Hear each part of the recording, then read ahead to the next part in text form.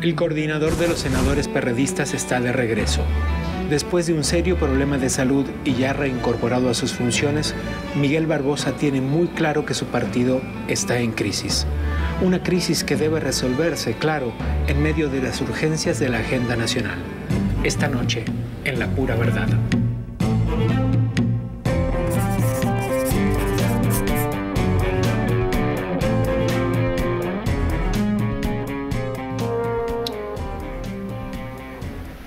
A mí no me va a pasar, dijiste. Y te pasó. Es una subcultura. Es una forma de no afrontar por miedo, por un poco de cobardía, un padecimiento que ya tienes. Entonces, muchos mexicanos tienen esa subcultura. Yo, desde esta realidad, llamaría a que quien tenga un padecimiento, no me refería solamente a la diabetes, sino a cualquier padecimiento, lo asuma, se atienda. Hay sistemas de salud pública, si hay recursos, que se atiendan con los sistemas de salud privados, pero que abandonen esa posición, que es una forma de ser que te lleva al rezago de lo que tienes que atender. Muchas cosas, pero primero la salud. Lo que te pasó, digo por si alguien no está enterado, lo que te pasó fue que la diabetes se te salió de control. Lo que me pasó es que no me atendí por mucho tiempo la diabetes. No me hice los exámenes ni los tratamientos adecuados. Y una herida en la planta del pie derecho se complicó. Afectó al pie y cuando me dijeron que estaba yo muy grave y fui atendido, ya tenía yo una sepsis. ¿Qué es eso? Es una infección generalizada en el cuerpo. Entonces, mi vida dependía de eliminar la fuente de la infección, que era el pie derecho, y eliminar toda infección que estaba propagada por muchas partes del cuerpo.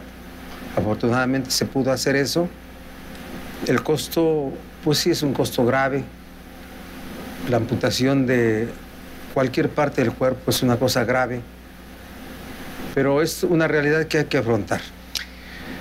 La cuestión es que dijiste, a mí no me va a pasar, y después dijiste, pero sí me pasó. Y me pasó en el momento más protagónico de mi carrera. Sí, es una forma de ver la realidad que te rodea o que te puede rodear. Tal parece que quien vive un momento protagónico no le va a pasar nada. Pero sí, lo digo, en el momento más protagónico de mi vida me pasa esto. ¿Y cómo debo de afrontarlo? Pues igual, ¿no?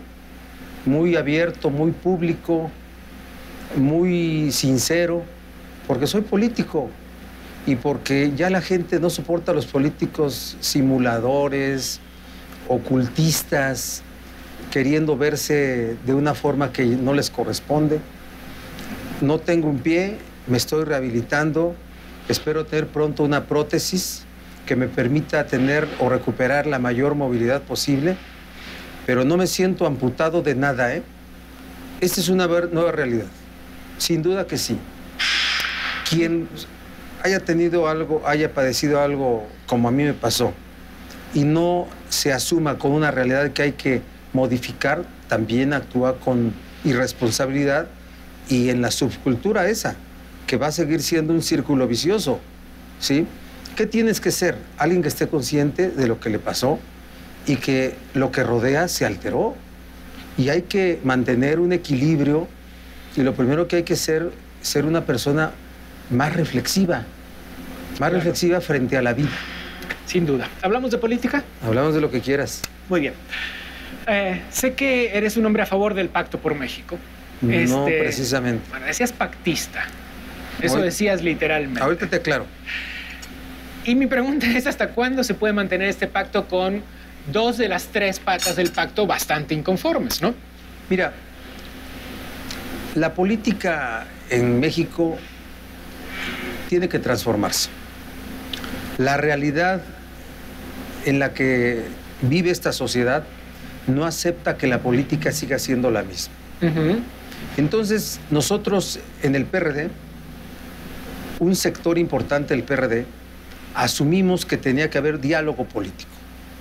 Ciertamente. No podía seguir habiendo la confrontación entre las fuerzas políticas y ver una realidad social, económica, cultural que no se modificara, que no se mejorara, ¿sí?, por una falta de diálogo.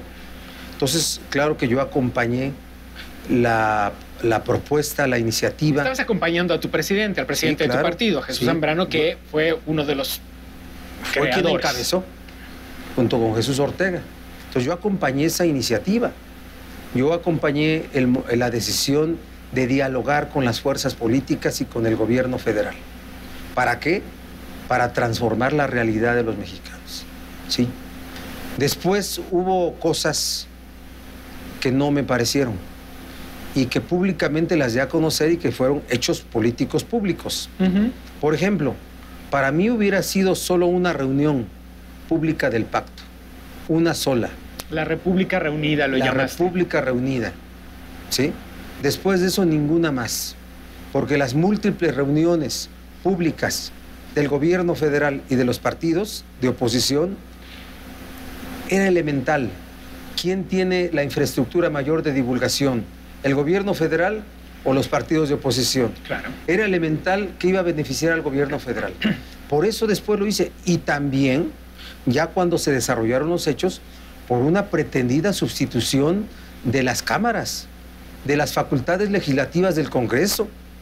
Crear las iniciativas, las propuestas, sin legisladores, para enviadas a las cámaras, solamente se aprobaran en la formalidad, es algo inaceptable.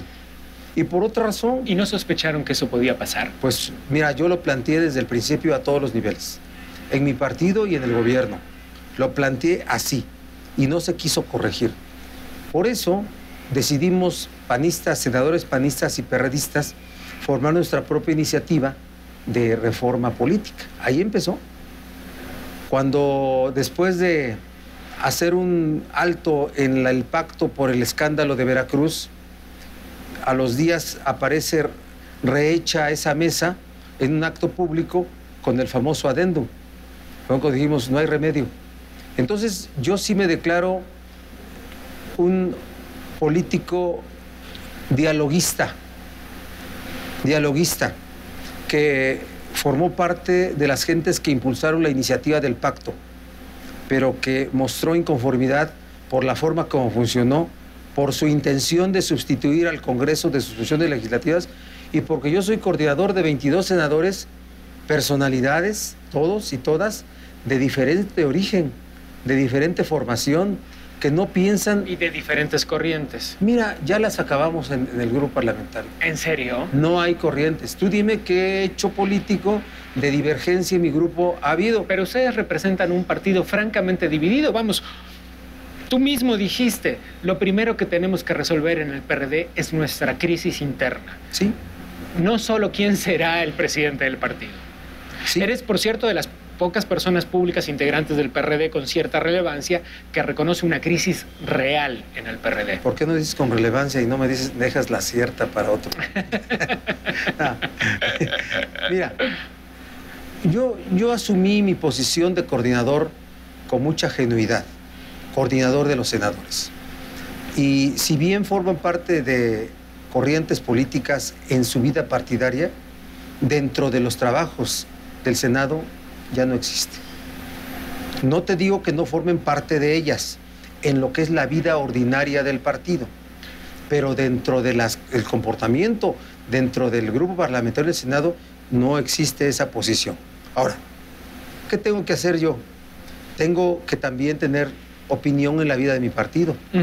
Y sin duda, la izquierda, en general, vive una crisis. Miguel, yo hice esta misma pregunta en este mismo lugar por lo menos 5 o 6 veces y nunca ningún integrante del PRD supo responderme en 2 líneas cómo acabar con las divisiones internas. Generosidad y extraordinariedad. Hechos extraordinarios y mucha generosidad. No, pues cambiémonos de... Sí. No va a suceder. Dije hechos extraordinarios. Dije hechos extraordinarios. Si no, no tendremos destino político. ¿Sí? O sea, la política también debe ser entendida como una actividad para hacer de lo imposible posible. Sí. ¿Sí? Y yo apunto a eso, ¿eh? ¿No crees en la política? ¿Tú, Gabriel? Yo creo en la política, no creo en la mayoría de los políticos. Sí, es cierto. Porque la y eso política... ustedes se lo ganaron a pulso. Sí, sí es cierto. Sí es cierto. Nuestra generación de políticos, ¿eh? Sí. Nuestra generación de políticos. Se lo ganaron toda la decepción que provocó una clase política abusiva, que fue la de los 2 sexenios panistas, y una clase política autoritaria que formó el pasado priista. Esos formaron la idea de la política en México. De la lluvia de reformas, de la lluvia de reformas que nos cayó el año pasado, algunas no se resolvieron el año pasado, acaba de ser promulgada la reforma política electoral. Sí. Yo creo que ¿Cómo le explicamos a la gente de qué se trata? ¿En qué va a cambiar su vida? Mira, la reforma política debe entenderse como una reforma del régimen. No se alcanzó a ello. Es una reforma más electoral, que tiene un riesgo enorme. El traslado de funciones de un Instituto Nacional Electoral que regularía y organizaría todas las elecciones federales y locales de las 32 entidades federativas, ¿sí? El traslado del IFE al INE. Eso es un monstruo. Y hay una enorme urgencia por legislar las leyes secundarias de esta reforma, por organizar la transformación de IFE a INE, con el nombramiento de sus integrantes, con el nombramiento de todos los integrantes de todos los órganos estatales en el país, con la adecuación de las constituciones locales, la adecuación de las leyes secundarias locales. Entonces, y el riesgo es que afectemos el proceso electoral 2015. ¿Sí? Pero te quiero decir que se introducen cosas que para mí fueron importantes, en las que tuvimos una influencia muy importante nosotros, que las asumimos. Habrá opiniones políticas, pero yo siempre tendré que ser de los que dan la cara por la intervención que se tuvo en ellas. Dijiste que te amputaron un pie, pero no te amputaron las ilusiones, las aspiraciones, las esperanzas. Me pregunto si aspiras a ser gobernador de tu estado. Bueno, no me amputaron nada de mi vida porque sigo amando a mi familia, me sigue apasionando la política, soy un obsesivo del trabajo, me gusta el cine, me gusta la música, no estoy amputado de nada. Y si me dedico a la política, tendré aspiraciones políticas. En la política la aspiración es legítima. Y político que no aspira, mejor que se regrese a su casa. Y yo mantendré una aspiración realista de mis posibilidades, realista, para que no te des frentazos, que eso sería una amputación. Bueno, que la política se aprende de las derrotas también. De todas. Pero no me contestaste la pregunta. ¿Cuál? ¿Quieres o no quieres ser gobernador de tu estado? Todo provinciano o toda gente que está en el Distrito Federal... Esa respuesta ya se la diste a muchas personas. ¿Quieres o no quieres? Bueno, sí quiero, pero no está en mi propósito inmediato. Ya. No estoy haciendo cosas para ello. Aún no estoy haciendo cosas para ello. Pronto empezaré a hacerlas. Vamos a brindar. Tú con té. Té de jazmín, muy rico. Té de jazmín. Vamos a brindar porque tu lección sea la lección de todos. Salud, Gabriel.